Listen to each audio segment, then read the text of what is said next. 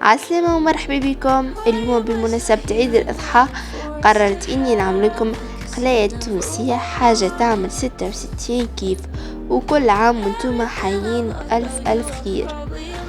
أول حاجة خليت الطنجرة متاعي وباش نحط زيت نباتي، بالطبيعة متكثروش برشا، وخليت 3 بصلات وقصيتهم لهندلات كما قاعدين تشوفوا باش نخليهم يتهداو شوية. بعد ناخذ مغرفة صغيرة ملح، مغرفة صغيرة ناقصة شوية فلفل أكحل، ونخلطه.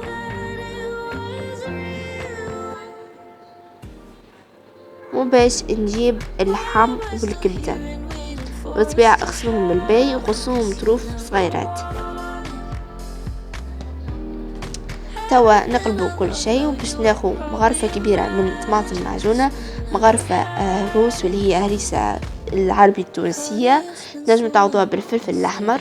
خلطوا كل شيء مع بعضه حتى يبدأ يطيب بشوي بشوي اللحم، باش ناخذ ماء سخون ونضيف الماء حتى اللحم والكبدة يطيبوا. كل مرة امرقوها بشوية بشوية،